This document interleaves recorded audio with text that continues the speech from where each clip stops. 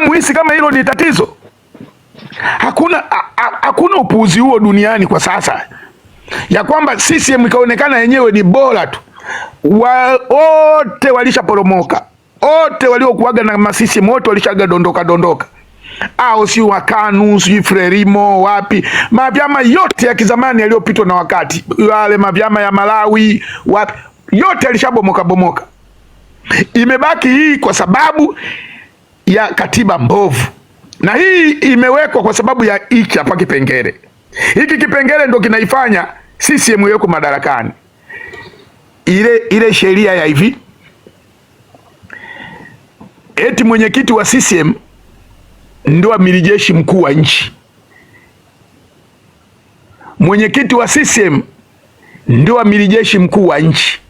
Huu ni upuuzi mmoja hujawahi kutokea dunia nzima, na huu ndio upuuzi ambao unaifanya ibaki madarakani, kwa sababu yeye si anaamua tu, nenda barabarani, pigeni hao, uweni hao.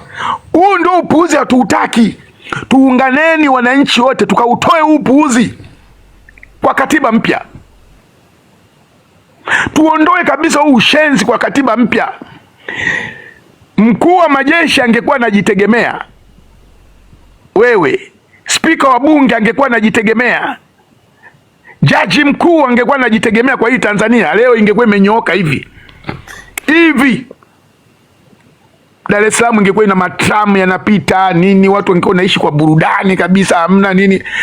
Yaani tungekuwa tunaishi kama mnavyoona miji mingine, nchi zingine hizo kama huko hii ya Kiafrika tu, Tunis, Algiers, huko Johannesburg tunapokimbilia, tungekuwa tunaishi hivyo.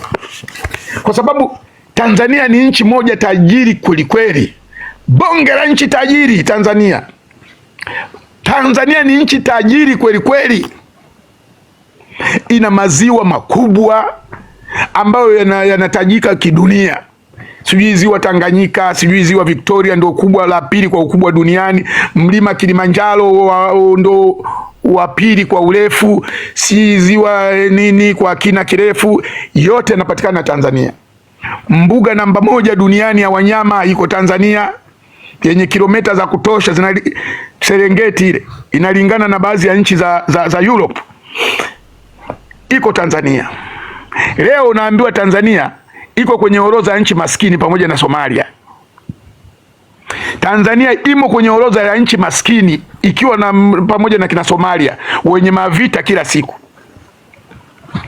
Alafu unapanda kijana wa CCM kabisa kwenye live zetu, unaanza kusema eti nyie vijana mmekosa kazi ya kufanya. Are you serious? Wewe kijana ni mzima? Wewe kijana unaopanda hapa, ni wewe ni mzima? Tanzania nchi ya 4 kwa kuwa na dhahabu nyingi Afrika, ya 4 ukiziondoa Afrika Kusini, Ghana na Mali. Tanzania ni ya 4. Tanzania ni ya 4. Tanzania ndio ni nchi namba 2 Afrika, kitu kama hicho, kati ya namba 2 Afrika kwa kuwa na mifugo wengi, lakini Watanzania hawali nyama. Tanzania ndio nchi ambayo inaongoza kwa kuwa na mifugo wengi Afrika, lakini Watanzania hawali nyama. Ili nayo ni maajabu. Hawanywi hata maziwa. Kenya watu wanakunywa maziwa kama kawaida mnavyokunywa maji. Tanzania hata maziwa hamnywi. Nendeni Google pale, msizani na tabiri. Nendeni Google muangalie nani nchi mnaoongoza kwa wanyama wengi. Tanzania. Lakini hebu angalieni mnavyoishi. Hata hiyo mbolea tu amuioni.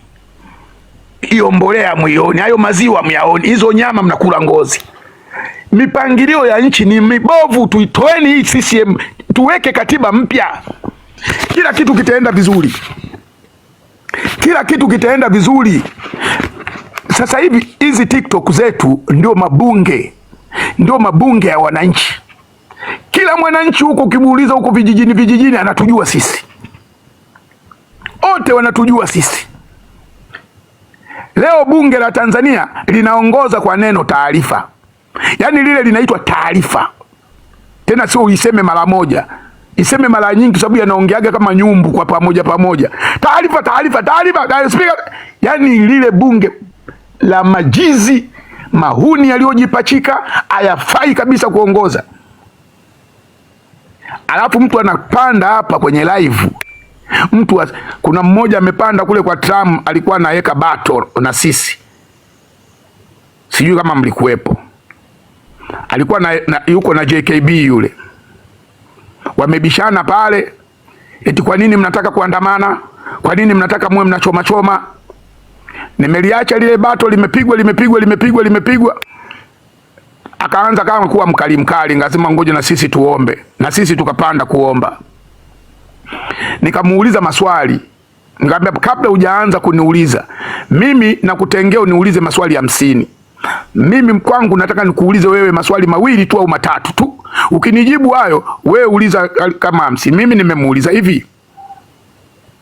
Mimi nimemuuliza Polepole au wale waliomtaka kumpiga Lissu na waliomuua Mdude na nani hao wote, nilimuuliza swali hilo, niliwaambia vipi? Okay, nikamwambia hivi, unaweza kutuambia waliowakamata hao watu, yani waliochukua kina Polepole kina Mdude na nani, unaweza kutuambia ni kina nani? Nikamuuliza, wewe unaweza kutuambia ni kina nani, au wale tu waliompiga Lissu unaweza kumtajia ni kina nani waliofanya vile? Kaanza mambo ya kubishana tu. Hiyo mimi sijui ni sasa ujui vipi? Ni vitu ambavyo vinajulikana. Baadaye nikamwacha, nikampeleka huku. Waliokata kichwa cha Mchina wamekamatwa, waliokata kichwa cha Temba wamekamatwa. Mbona waliomkamata Polepole hawakamatwi? Waliomtaka kumuua Lissu hawakamatwi? Tujibu na hilo. Umeona? Una ushahidi gani? Una ushahidi gani kama waliokamata Polepole ni CCM? Una ushahidi gani kama waliompiga Lissu? Kuna haja kuendelea na mdahalo hapo kweli? Mtu kama huyo unaweza kumkaendelea na mdahalo? Kitu ambacho kinajulikana mpaka duniani kote, mtu alipigwa risasi. Alipigwa kwenye viunga vya bungeni kapigwa. Achilia mbali hao wameua mtu, wameshatupa na kwenye mto na wamempata. Acha yule aliyepigwa pale bungeni na kamera zinaonyesha. Afu mtu linapanda pale eti mna uhakika gani? Nilichofanya nilimwambia Trump, naomba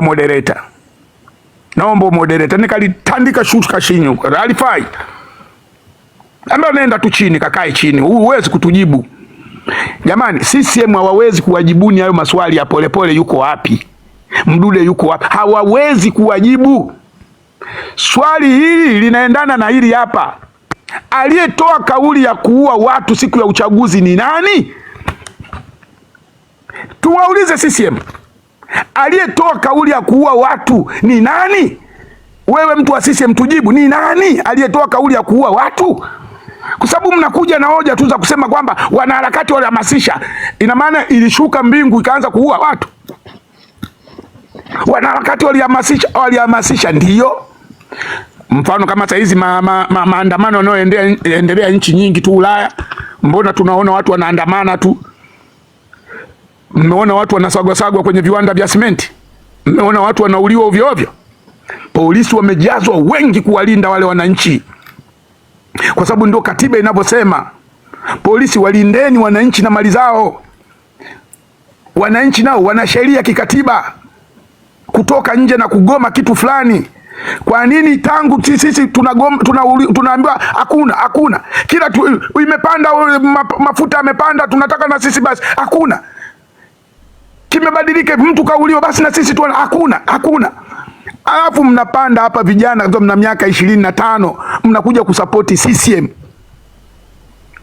Kuna mmoja eti katika pale nilipokuwa kwa Trump kanifuata inbox, kaniandikia liwalaka la kunitukana.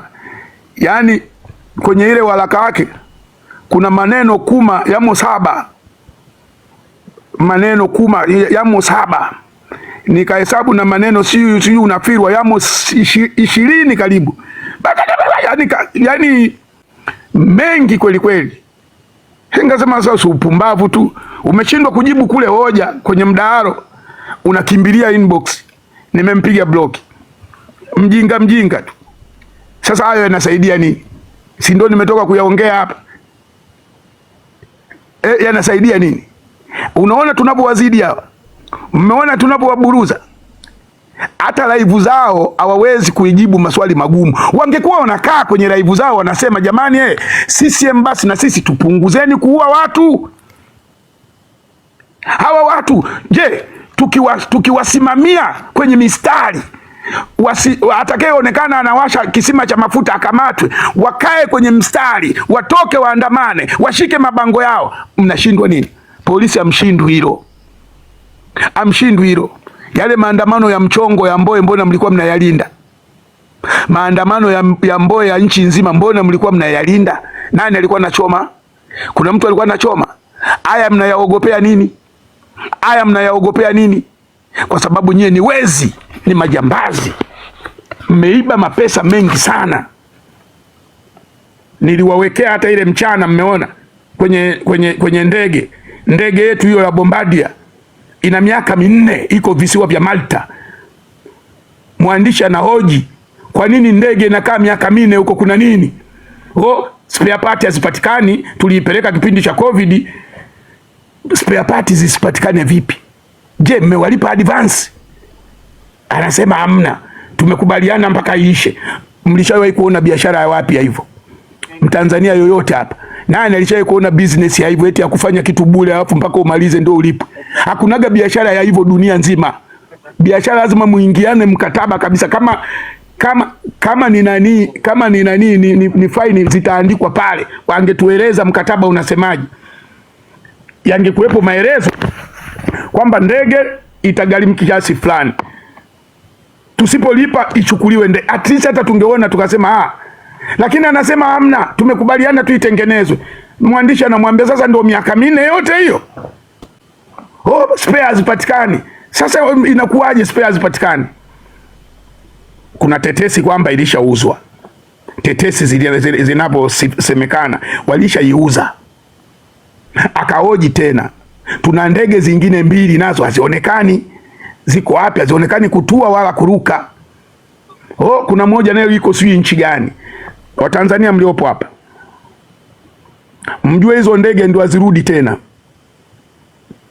Ndege zote zilizoenda nje azirudi tena, kwa sababu tumepigwa marufuku kurusha ndege kwenye anga yetu. Kwa hiyo mkae mkijua hizo ndege zinakwenda kuuzwa. Zitarukia wapi? Na zinatengenezewa Europe. Tumepigwa marufuku, nadhani mmeshasoma, na yameongezwa masharti tena juzi. Ndege yoyote iliyosajiliwa Tanzania hairuhusi kuruka kwenye anga ya Europe. Tuna ndege 2 ziko kule, Bombardier na ile nyingine ziko nje. Kwa hiyo tegemeeni kwamba hizo hazirudi, kwa sababu zitakamatwa kwenye anga. Zitakaa humo magereji mpaka siku tuhakikishe tumepewa katiba mpya. Hilo mmeshalielewa. Nendeni kwenye mahojiano ya Odemba, mtamkuta yule jamaa anapojiumauma. Ipo ninayo lakini siwezi kuiweka tena sasa hivi. Niliwawekea mchana. Kwa hiyo yani hii CCM tarehe 7 tunaweza tukabadilisha meza. Tarehe 7 mwezi wa 7 tukitoka wengi tunapindua meza. Kwanza tutoke tarehe 6 siku ya kesi ya Lissu. Alafu tulale kule barabarani mpaka tarehe 7. Kitukutie huko. Tengenezeni mikate mingi, mabiskuti. Tutoke wengi. Dar es Salaam, nawaambieni vijana wa Dar es Salaam, mko milioni 7. Tokeni watu 10,000 tu, tumekomboa nchi. Dar es Salaam watu 10,000 tu tunaombea, tumekomboa nchi. Tunayo sababu ya kutoka. Sababu ya kwanza kabisa, hiyo kesi ya Lissu itatupeleka pale. Tuna sababu. Na zingine nyingi ruruki sababu tulizonazo zinafanya tutoke. Tunadai katiba mpya ya Warioba ambayo tutapewa na mtu tunayetaka sisi, sio wenyewe CCM. Tunadai maiti zetu tukazike, kuna watu tumezika yebo. Nazo tunadai. Tunadai hawa mliowateka mwishoni tunahitaji maiti zao. Wakina Polepole na wenzake na kina Mdude na nani. Tunahitaji maiti zao. Tuna sababu ya kutoka.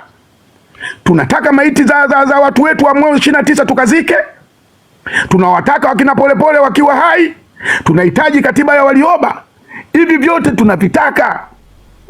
Kwa hiyo tuna sababu ya kutoka.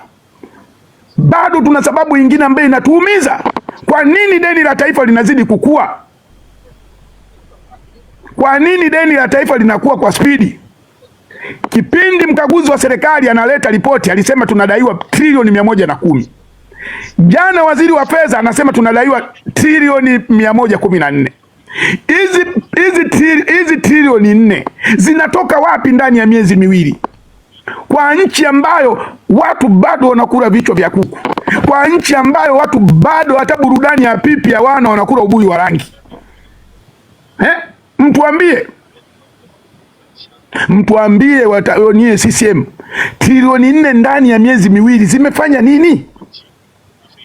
Jamani, hivi mnajua trilioni? Yaani ni hela nyingi. Ni hela nyingi sana. Ni muda mfupi tu. Haya ndio mapesa wanahonga majeshi, wanawahonga wale watu wanaoongea humo majeshini, wanawahonga wale wakuu wa mikoa ambao ni wanaona wana mirengo tofauti, wanawahonga mapolisi ambao najua hivi tunaweza tukabadilika, wanawatuliza kila mwezi mapesa wale wakubwa. Kwa hiyo hela haiwezi kupatikana kwenye hii nchi kwa sababu wale wanatulizwa ili waweke madarakani. Tuwatoeni kwenye nani? Watanzania tuamkeni, tuamkeni Watanzania. Watanzania tuamkeni. Msijidanganye eti kwamba nyie mnapiga kelele tu sisi maisha yanaendelea. Nani maisha yanaendelea? Hauwezi ukasema maisha yanaendelea wakati wewe maisha yako umekopa kwa mangi, daftari mpaka limejaa. Daftari limejaa kwa mangi, unasema kwamba maisha yaendelee, tunataka amani. Hakuna amani. Kujaa kwa daftari madeni nao ni moja katika kupoteza amani. Daftari kwa mangi likijaa ni moja katika utaratibu wa kupoteza amani.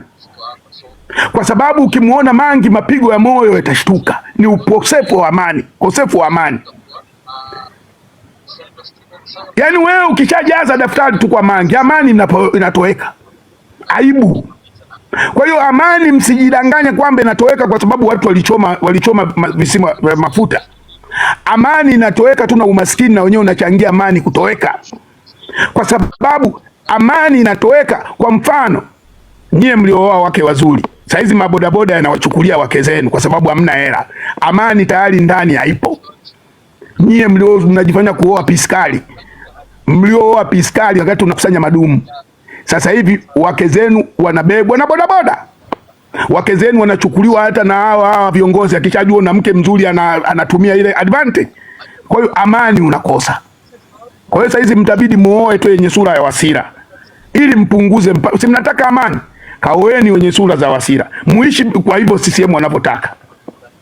Kama mnataka amani iwepo, nendeni mkaoe misura ya hivyo.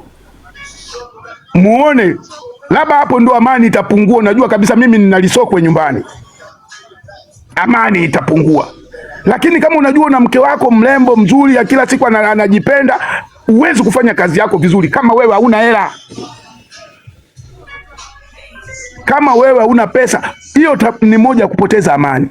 Kwa sababu unafanya kazi huku unawaza nyumbani, chombo changu sijakiachia hata hela matumizi. Hiyo ni upotevu wa amani. Kwa hiyo mimi ninachosema, msijidanganye kwamba amani inaletwa kwa sababu ya kuchoma choma. Hata nchi wanapotuibia haya mabilioni nao yataja kila siku haya, upotevu wa amani, kwa sababu hela zinakuwa zipo kwenye mzunguko. Hela zipo kwenye mzunguko. Ni pesa nyingi sana wanazotuibia hizi. Nyingi mno. Zingekuwa zipo kwenye mzunguko, mngejiona. Mama ntilie unayeuza sahani 3, ungekuwa unauza sahani 40 za wali.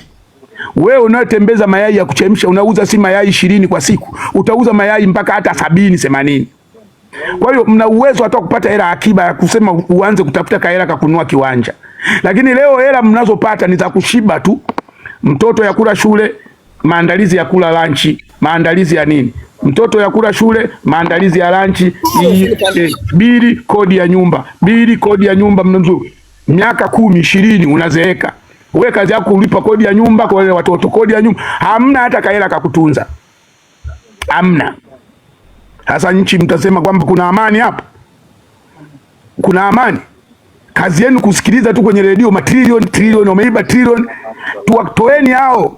Tukiwatoa hao, hata hizi ajira kwa wewe mama mwenye mtoto anauza, yani wewe mama unauza mchicha, mwanao akisoma anaweza akapata kazi au akawa diwani au akawa mbunge.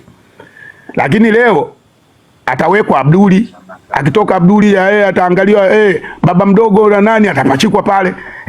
Huyu mtoto anape kuja hapa, mtoto wa Januari Makamba, mtakaa hivyo hivyo.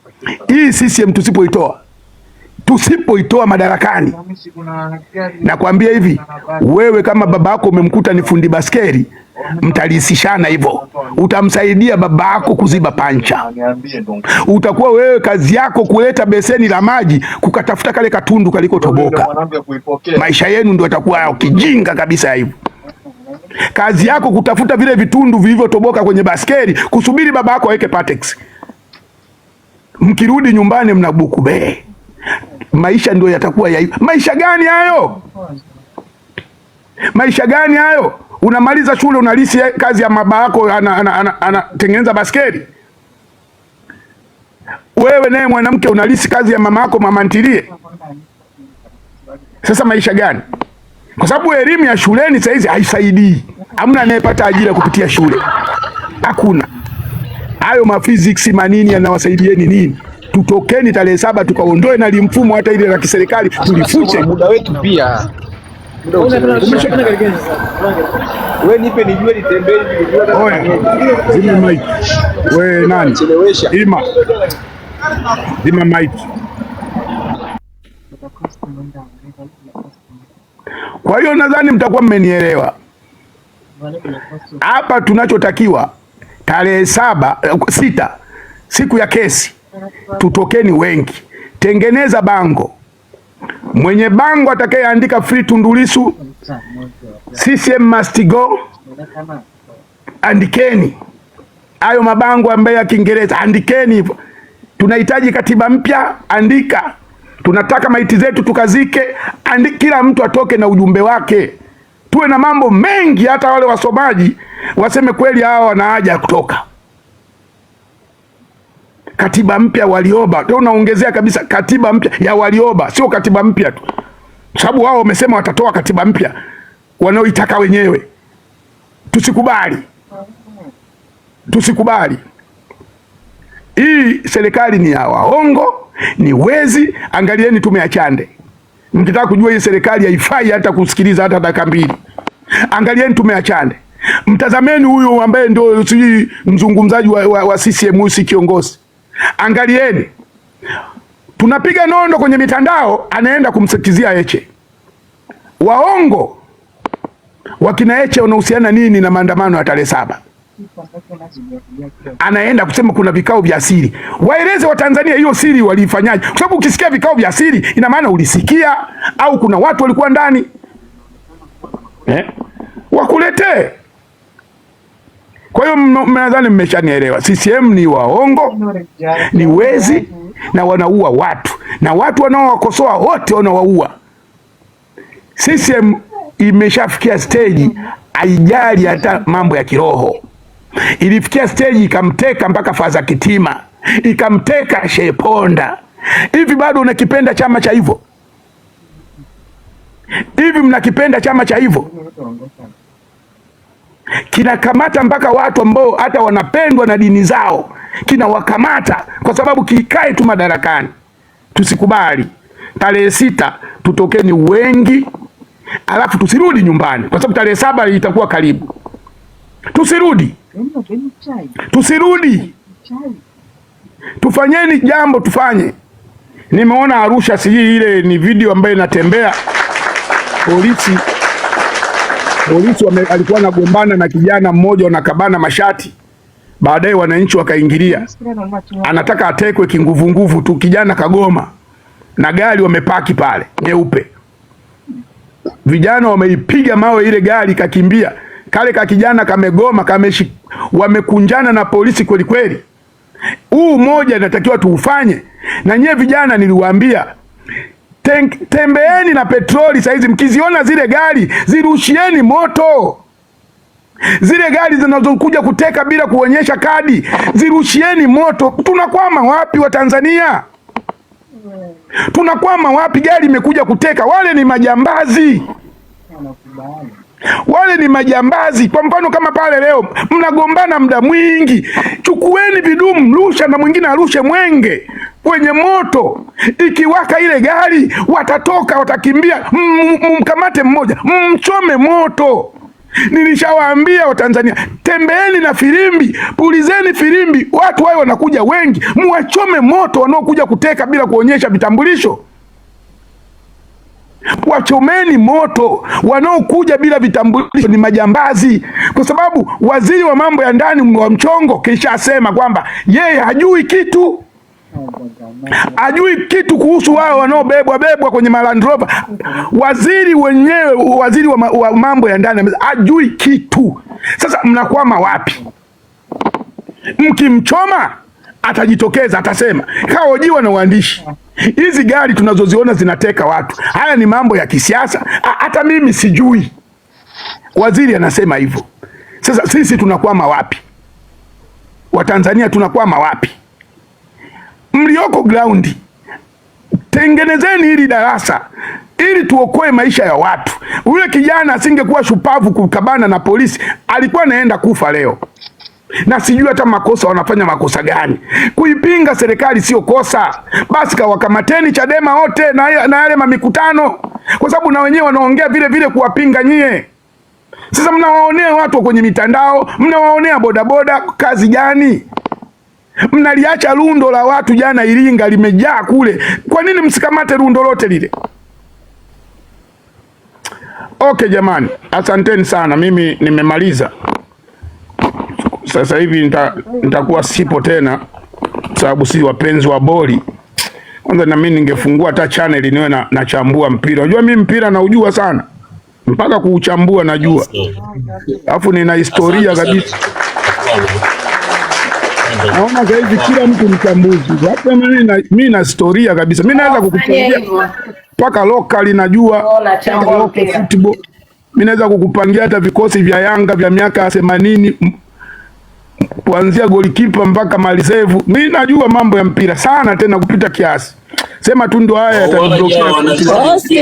Hosti, mimi ngoja. Nisamee, nataka nichafue hali ya hewa kwenye dakika zangu 2 tu. Na 2 nyingi, dakika 1 sitaki kuchukua muda mwingi. Kuna huyu nani nataka kumsema, huyu Cecilia, tabia zako chafu sio nzuri. Tabia za kuwa ombaomba, unajitwika kwenye mgongo wa harakati pitisha, sio sahihi, sio mpango wa Mungu. Kwanza hata kuingia hapo wewe sio mpango wa Mungu. Umemwaga damu ya mwako na bado damu nyingine ukaona kumwaga ni rahisi. Sasa tunakuja na hatuji kizembe. Jamani, mimi yangu ni hayo.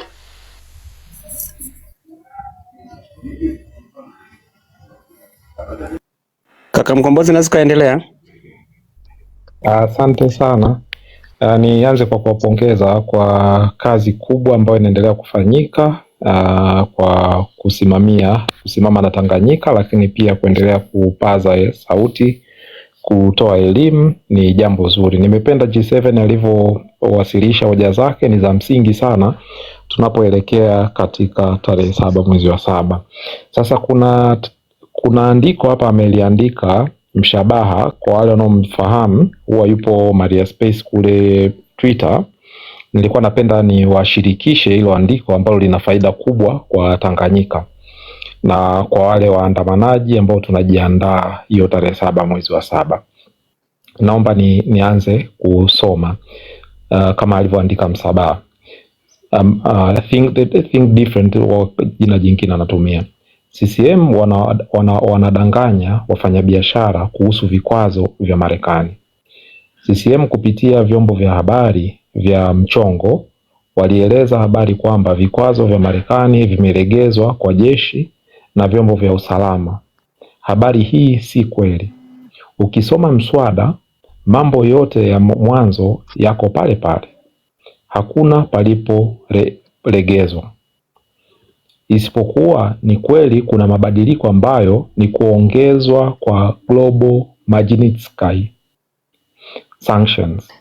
Hii ni silaha ya juu kabisa ya Marekani ambayo wanatumia kuhakikisha hakuna upenyo kwa watu waliowalenga kuendelea kufanya au kutumia huduma yoyote ya kampuni ya Marekani, kufanya biashara na mtu wa Marekani, kutumia huduma za kibenki kama vile Visa, Mastercard na Swift.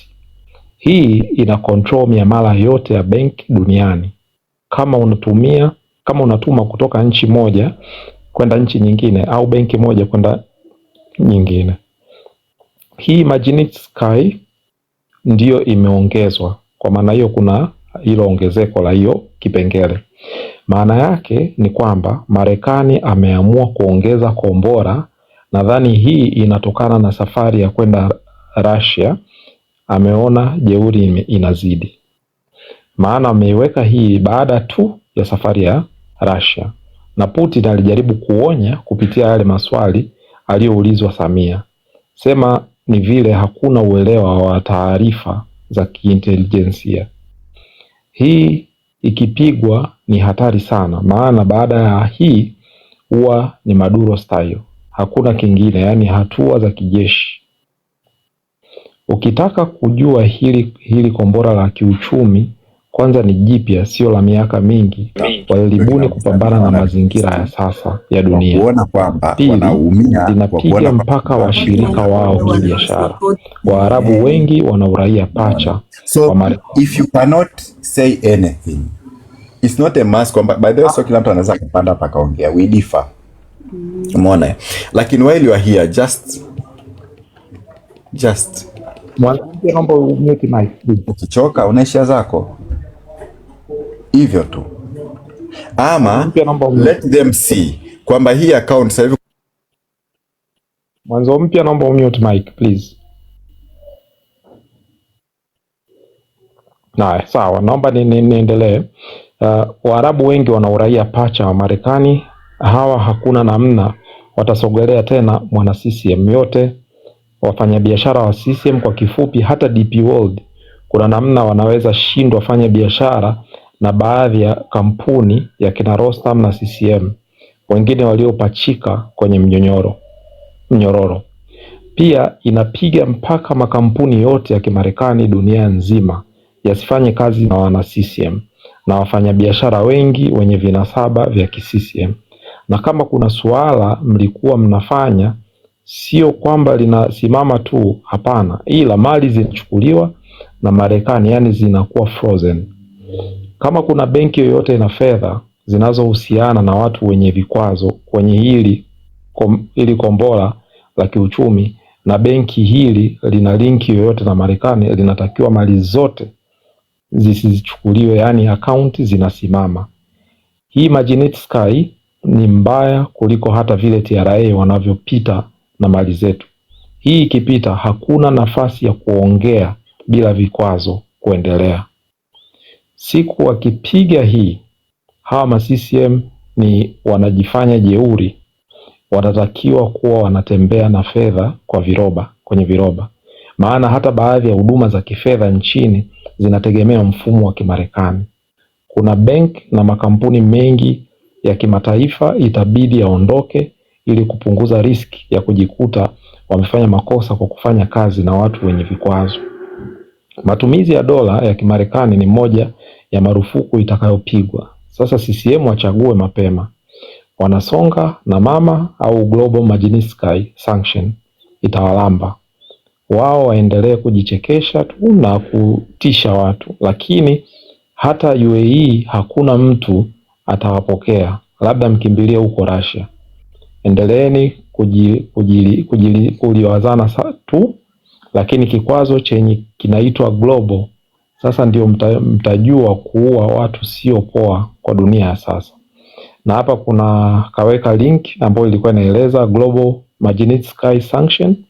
The US applies Global Magnitsky Sanction to target individuals and entities involved in significant corruption and human rights abuses worldwide. administered by US Department of the Treasury Office of Foreign Assets Control. These actions encompasses two primary types of target sanctions. Nadhani hapa alikuwa anaendelea kuielezea, kwa hiyo huko ni kama kaielezea jinsi inavyofanya kazi kwa Kiswahili, hapa chini imeelezwa zaidi. Na mwisho wa kusoma ile andiko, kitu ambacho tunakiona ni kwamba mambo yanaendelea kuwa magumu, na kadri mambo yanavyoendelea kuwa magumu na sisi tunakuwa kwenye upande wa faida zaidi. Kwa sababu tunakuwa kwenye upande wa faida zaidi, ni lazima tutumie advantage tulionazo sasa hivi. Bado haijawa sheria, kwa sababu kama tunavyokumbuka ile bill, kuna wale maseneta walikuwa wanasubiria kuweza kuipitisha baada ya kuwa tabled na pande zote mbili za bunge, yani bunge tawala na upinzani. Sasa ile bill imeenda kuongezewa hicho kipengele, bado haijawa sheria. Kwa hiyo sasa hivi ikija kuwa sheria, maana yake hata hawa DPO lazima tu watasanda, hawawezi kukaa hapa nchini wakafanya biashara, kwa sababu wabia wao wakubwa ni hao CCM na wale CCM mtandao. Hapa namzungumzia Rostam, Samia mwenyewe, Kikwete na wale wenzao wote ambao wanafanya nao dili chafu. Sasa tayari wale DP World hawaoperate Tanzania peke yake. DP World wanaoperate hata Marekani, wanaoperate UK. Kwa hiyo automatically watakuwa kwenye mazingira ambayo hayatakuwa favorable kwao kufanya biashara. Kwa hiyo by default watalazimika kuondoka. Na sio hapo tu, hii madhara yanaenda moja kwa moja mpaka benki zetu za nchini ambazo zimeajiri watu wengi.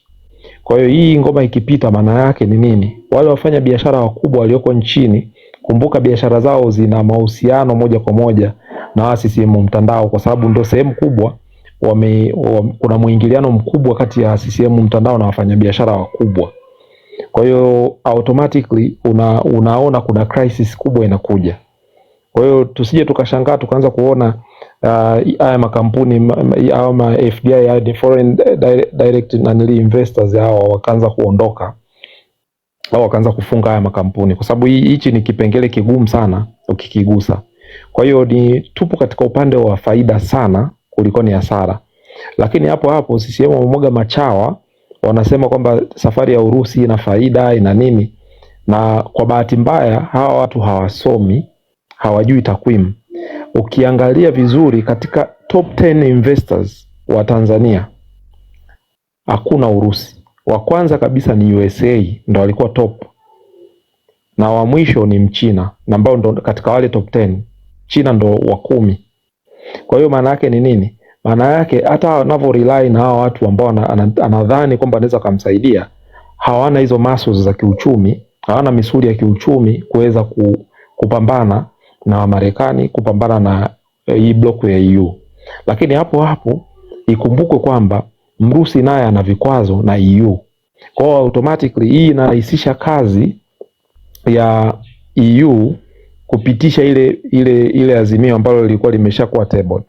Kwa sababu automatically huyu mama ameenda kujipeleka kule, kaenda kujitengenezea njia ya kupigwa vikwazo. Kwa hiyo kwa kusema hivyo, Watanganyika kama hatutosimama, yani maumivu yatakuwa ni makubwa sana, kwa sababu hawa watu hawana pa kukimbilia tena. Kwa hiyo watalazimika kufanya ambao wanahisi wanataka kuyafanya ili waendelee kubakia in power. Kwa hiyo lazima tuendelee kuwaambia hao ambao wanawatumikia, hao mapolisi uchwala, kwamba hichi kinachofanyika sasa hivi kitawaumiza mara 2 kuliko sasa hivi, kwa sababu hawa watu watakimbia, watawaacha wao ndo watakuja kuwajibika wao kama wao, kwa sababu hao watawajibishwa kwa nafasi yao, lakini hawa hawatosema, yani ile kauli ya maelekezo kutoka juu hayatakuwa na nafasi, kwa sababu wanaangalia wewe ulifanya kile ambacho ulikifanya na sheria haimtambui aliyotoa maelekezo ya huko juu. Wewe una misingi ya kufanyia kazi, una PGO ndio mwongozo wako wa kazi. Kwa hiyo chochote unachofanya lazima kialign na kile ambacho kipo katika PGO, yani Police General Order, kile kitabu kile ambacho ndo kimeeleza mwongozo wa polisi anafanyaje kazi. Ila kwa bahati mbaya zaidi, hawa watu wameenda kuchukua watu ambao walikuwa ni form 4 failures. Siwezi kusema form 4 failures kwa dharau, hapana. Yaani wamechukua watu ambao wanahisi walikata tamaa ya maisha, na baada ya kukata tamaa ya maisha wamewapa kazi ya upolisi kama nafasi nyingine yao kupata, yani kusurvive. Kwa hiyo wakikosa hii nafasi ya upolisi, maana yake hawawezi kuishi. Na hiyo ndio mentality ambayo wametengenezewa polisi wengi, na walifanya vile purposely. Lakini kufeli form 4 haimaanishi kwamba huwezi ukafanikiwa, huwezi ukafanya vitu vingine ukafanikiwa. Tumeona watu wengi wamemaliza darasa la 7, wamemaliza form 4, wengine hata waliofika chuo wanafanya kazi kwa watu ambao wameishia darasa la 7, wameishia form 4 na hawajafanya vizuri. Ila wameamua kuchukua watu ambao wanaweza kuwaendesha, kuwa brainwash, kuonyesha kwamba wao ndio, bila hiyo kazi walionao sasa hivi hawawezi kuishi mjini. Kwa hiyo kimsingi tupo kwenye sehemu nzuri na tusirudi nyuma. Tuko sehemu nzuri, twende mbele, na kuna elimu inaendelea kutolewa na PFD kila siku saa 1:30, tujitahidi kuzisikiliza. Nadhani mtaanza kuona nimeweka baadhi ya zile tips ambazo tulizipata jana kwenye somo la jana, jinsi gani ya kukabiliana na mabomu ya machozi, na hiyo na mkakati rudi pale pale ambao tumepata hii elimu jana, na nitaendelea kuzipost ili tuendelee kujifunza, kujiandaa vyema. Na kwa haraka nimeona Rombo kuna njia. Samahani kaka Mkombozi, kwenye darasa imewekwa iwe ni saa 1 kamili. Kuna maana kuna badiliko imepatokea kidogo, iwe ni saa 1 kamili jioni. Asante sana kwa kurekebisha hilo, nashukuru sana. Basi tuzingatie haya masomo, yatatusaidia katika kujenga msingi, kujenga ujasiri. Ila sofa tumeshapata vitu jana, tuendelee kujifunza, lakini tujue kabisa tupo wakati mzuri kuliko jana. Na tusitegemee sana Wazanzibari kuamka. Yaani tusitegemee sana Wazanzibari kuamka. Wako wachache ambao kweli wanasimama na Watanganyika, wanasimama na ile Zanzibar yenye mamlaka kamili. Lakini wako wengine wamemwagwa huku kuharibu ile narrative ya kwamba Wazanzibari kwamba wamerelax, hawafanyi kazi, hawapambani tena. Na sasa hivi tumesikia sauti za hawa viongozi huko walioko bungeni wanaongea maneno ya kashfa. Kuna mbunge mwingine nimemuona wa Zanzibari hapa anasema kwamba Wazanzibari hawawezi wakafanya kazi za kuchimba mitaro kwa shilingi 5,000. Kwa hiyo wanataka wale investors wanaoenda kule wawape hela ambao wanaitaka wao, badala ya kuwaleta Watanganyika kwenda kufanya kazi kule. Kwa hiyo unaweza ukaona ni wanaendelea kuchochea ubaguzi wa hali ya juu hawa viongozi wao. Kwa hiyo maana yake ni nini? Huu muungano, manufaa ambao wananufaika ni watu wachache sana. Ni CCM hii, CCM mtandao, na wale viongozi walioko Zanzibari wa nafasi za juu ndio wananufaika. Lakini wananchi wa kawaida wa Pemba ni watu ambao wanaumia sana na huu muungano, na wanafanya hivi purposely. Sasa hivi wanachofanya, wanajaribu kutugawa sisi, tuwachukie Wazanzibari ili tubakie sisi kama sisi, ili Wazanzibari wasipigane kutaka mamlaka kamili ya kwao. Kwa hiyo najua tukiweza tukaunganisha hizi nguvu, automatically CCM hasurvive. Kwa hiyo kinachotakiwa kufanyika sasa hivi, tuendelee kupambana, tusimame yale madai yetu, matakwa yetu tusimame nayo, na tuendelee kutoa elimu. Ila huko mtaani wananchi wako tayari. Kwa hiyo si ajabu hata hii tarehe 6 inaweza isifike, kwa sababu yani vifua vimejaa. Nimeona kilichotokea huko Rombo, kufunga barabara, yale magari makubwa yanayosafirisha mizigo ni mengi, watu wanataka accountability. Kuna askari huyo anasema anaitwa Hamisi, sijui ametoka Zanzibar, anaua tu, yeye ajali. Na hii maana yake inaendelea kuchochea chuki, na yani inaongeza hasira. Kwa hiyo ndugu zanguni, tunayo tarehe 7, tuamke, twendeni tukahesabiwe. Tunachokifanya tunaweza tusinufaike sisi, lakini vizazi vyetu vinaweza vikanufaika pakubwa. Yani nchi sasa hivi ilipofika sio sehemu salama. CCM wameanza propaganda yao kupitia huyo kiongozi wao, huyo mwenezi. Tumpuuze kama wapuuzi wengine. Hana kitu anachojua, anafanya spinning tu ambazo hazina msingi. Tusimame, tunyooshe mstari. Ni hayo tu machache nilikuwa napenda kushare kwa siku ya leo, na niwashukuru kwa muda. Asante sana.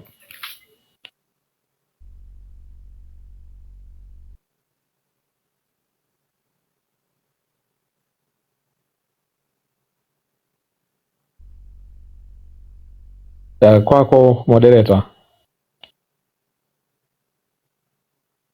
Kombozi, samahani, nilitoka nimerudi, nimekusikia unazungumzia hii point ya kwamba wanachokifanya ni kutugawa kati yetu sisi na Wazanzibari. Hiyo kitu mimi kwa kweli nakataa, kwa sababu hata kama serikali yenyewe inafanya vile, wao wale si watu wadogo kwamba hawezi kujua tatizo liko wapi. Kila mtu anajua kwamba shina la tatizo sio Watanganyika bali ni sisi, lakini wao wako bize kuturushia mawe sisi na kutuwekea vikwazo sisi na kila siku kutufanyia vitu vya ajabu ajabu na maneno ya ajabu ajabu. Afu unasemeje kwamba serikali inahusika? Serikali wenyewe kama wameshindwa kutambua kama sisi ndio tatizo, sisi ndio tutambue. Tumekataa na sisi, na sasa tutambua hivyo. Wao ni maadui zetu namba 2. Tuitoa sisi na wenyewe tunawatoa. Asante sana Dorcas, labda naomba ni clarify kidogo hapo. Ukiangalia kwa upande wa Zanzibar, Zanzibar sehemu kubwa ya Wazanzibari wamenyimwa elimu, na haikuwa bahati mbaya, ile ilikuwa ni kuwadhoofisha, kwa sababu walikuwa na madai haya muda mrefu, japokuwa sio excuse ya wao ku relax, kwa sababu ni sehemu ya madai ambao wanatakiwa na wenyewe wasimame wayapiganie. Ndio maana hata jana kwenye live ambao nilikuwa nimeshiriki nilimwambia kabisa kuna Arbab, nikamwambia tunaelewa struggle walizozifanya, harakati walizozifanya tokea kipindi hicho alichokianza. Yale mapambano waliofanya yote sasa hivi yanaonekana hayana maana, kwa sababu CCM imemwaga machawa wa Kizanzibari wengi mtandaoni kuharibu ile narrative ya kitu gani wanataka Wazanzibari. Na kwa bahati mbaya hawa watu wanaopata public attention ambao ni viongozi wa bunge wao, mawaziri wao walioko kwenye bunge lao, vitu wanavyoongea unaona kabisa, yani wamewalebo Watanganyika, wamesema kabisa watu wanatoka Tanzania bara kuja kufanya kazi huku. Ukiangalia mahotelini wazawa ni wachache sana, wengi wanatoka Tanzania bara.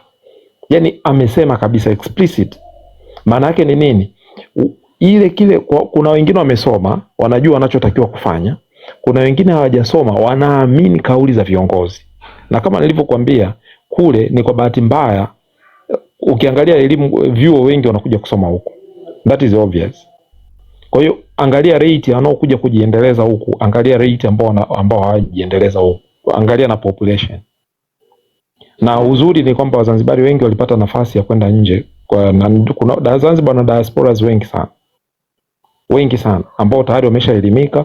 Kwa hiyo mimi my expectation ni kwamba kwa wale waliopata nafasi kupata hii elimu, wanabidi warudi chini waweze kusaidia kupenyeza hii elimu. Lakini kuna watu bado wanaamini kauli za viongozi upande wa Zanzibar, na ndio maana wengine wamerelax kabisa, wanaona maisha yanaendelea kama kawaida. Na ni kwa nini? Kwa sababu walioko madarakani ni Mzanzibari. Lakini adui mkubwa wa Tanganyika na Zanzibar ni CCM. Ndio adui mkubwa. Tukijoin forces, sisi wa Tanganyika tayari tumeshaamka. Yani tumeshaamka, ndo gari, yani unasema gari ndo limeshawaka, halisimami. Wazanzibari na wenyewe wakiamka, maana yake wanaongeza nguvu. Hata hao watu wanashindwa kujua wanapambana na nani. Huku wanapigwa, huku Tanganyika wanapigwa. Madam Kombozi, samahani kidogo kwa kuingilia na taarifa all over. Madam Kombozi, ndio msingi ambao ulikuwa anajaribu kuutebo hapa. Madam Kombozi, samahani. Wengine wamezaliwa na taarifa kidogo kama dakika. Kutana na zile struggle ambazo wao wengine walizianza miaka na miaka, struggle za Maalim Seif mpaka kwenda Umoja wa Mataifa. Hawakukutana na hizo struggle. Kwa hiyo watu ambao walikuwa huko kwenye era ile ndio walikuwa wanatakiwa sasa kuwepo kwanza Madam Kombozi, samahani na taarifa dakika moja tu. Kutengeneza hii elimu watu waweze kujua. Kombozi, tunasikia ndugu yangu, lakini baada ya kuelewa kabisa binafsi. Sasa atakuja kwanza kwa taarifa. Asante sana. Toa taarifa Gwajima. Yeah. Mlioko hapa kama msaidieni hali, si upo huko kwa Ledina kule alikuwa anawapa elimu, sasa wanaendelea kumnani yuko peke yake, wanampiga sana. Kwa mlioko hapa niende kule, mimi kule ni Shabani wao.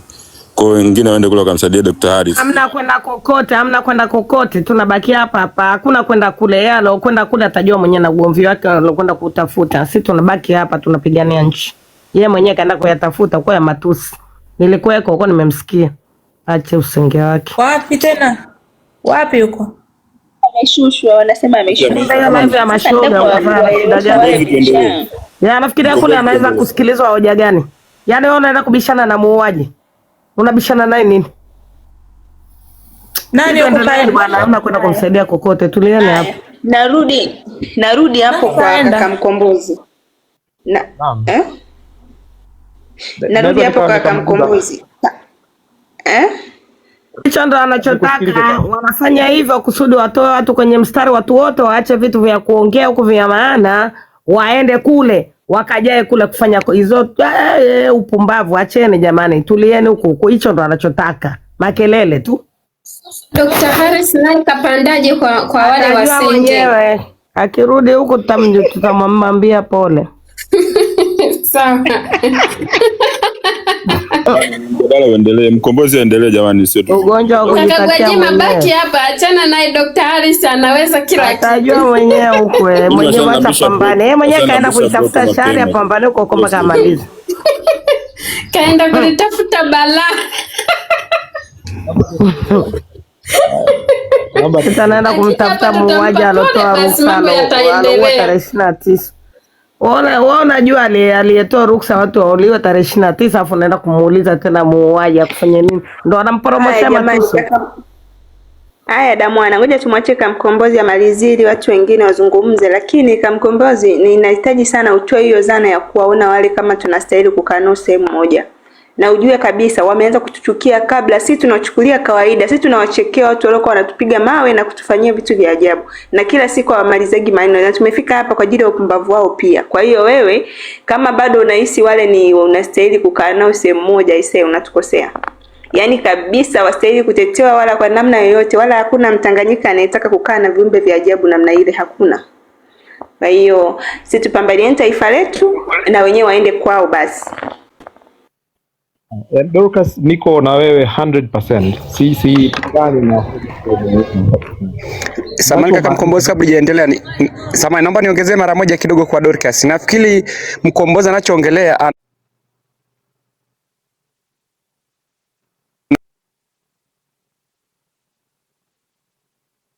wana kitu ambacho wanakuja yani kama Alibabu, watu aina kama Alibabu ndio nafikiri aina ya hao watu ndio tunawahitaji, aina ya hao watu.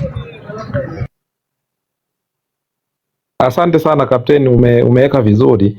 Labda ni msingi wangu hautoi dhana ya kwamba sasa hivi Watanganyika kupigania Tanganyika yao.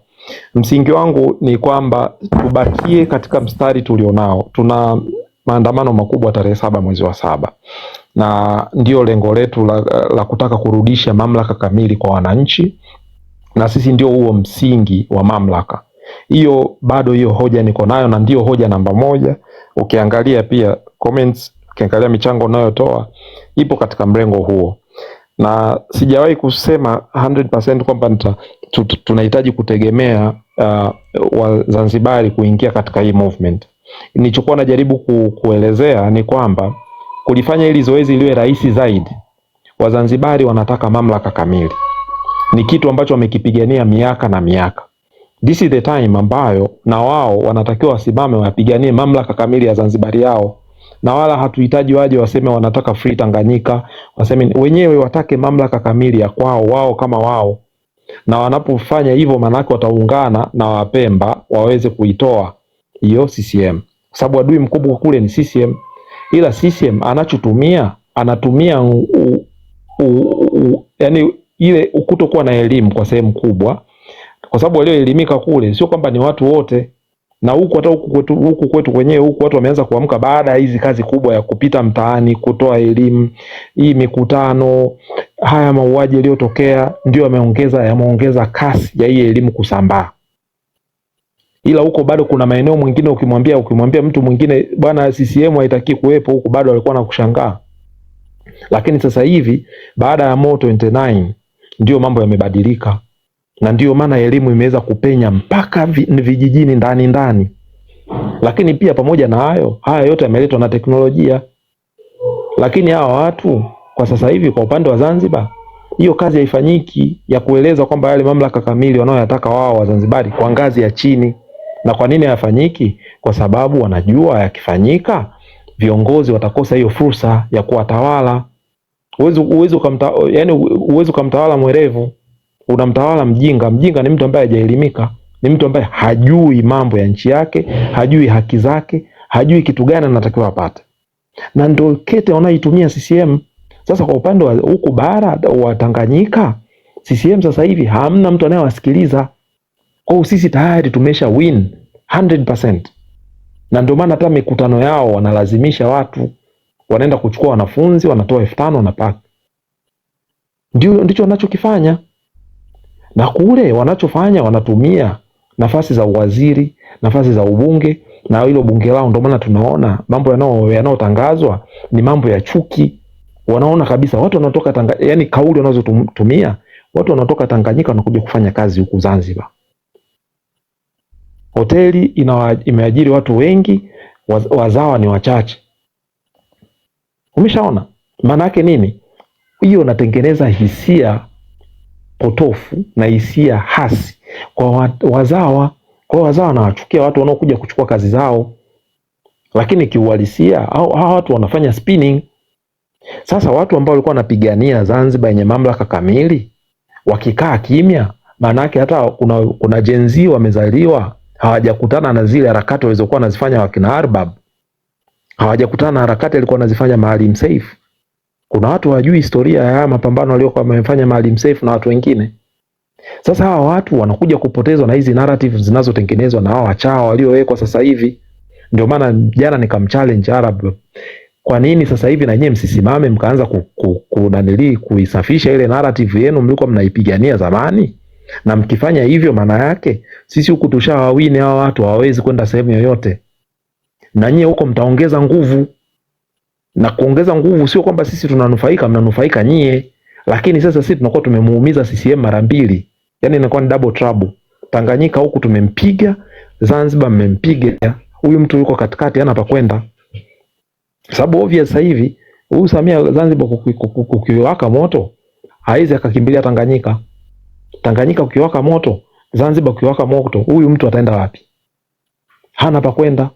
Na ndio msingi wa hoja yangu ambayo nilikuwa nimeielezea hapo. Lakini haizuii sisi kuendelea na msimamo wetu wa kupambana. Sisi tuko tayari na tumeshakuwa tayari. Na gari ndo limeshawaka.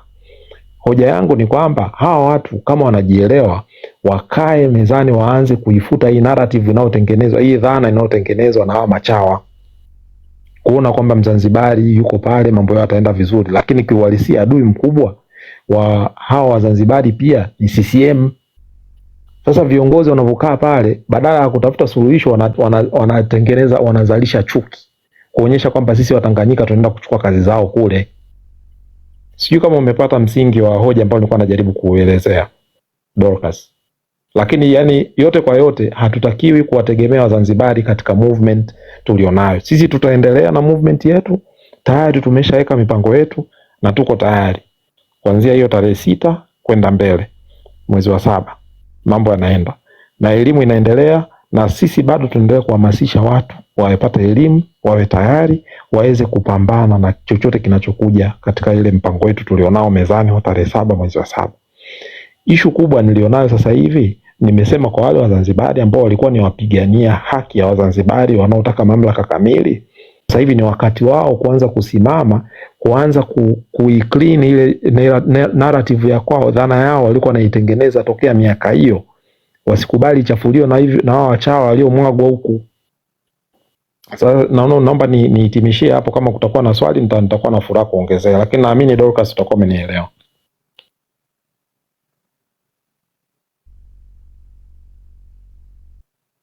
Kuelewa, yani nikisikia tu jina la wazazi sawa umeelezea, lakini mimi kwa kweli kuelewa haiwezekani. Mtu tu mwingine aendelee.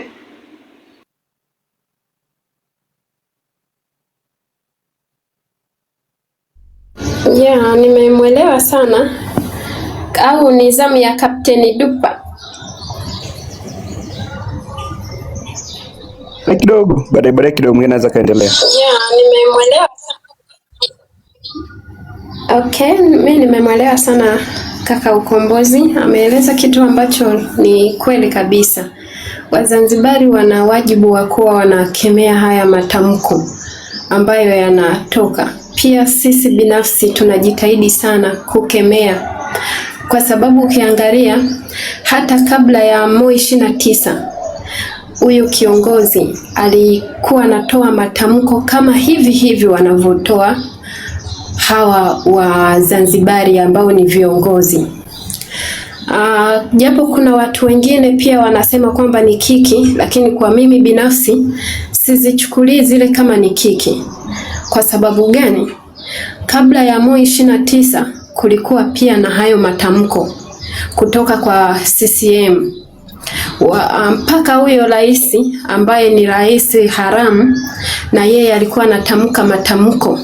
Hayo matamko sisi tuliyapotezea na kuyapuuza na kufanya na kuwa tunayafanyia challenge, tukijua kwamba labda ni anajitamkisha tu kutuogopesha. Kumbe alikuwa na lake jambo na alikuwa anamaanisha.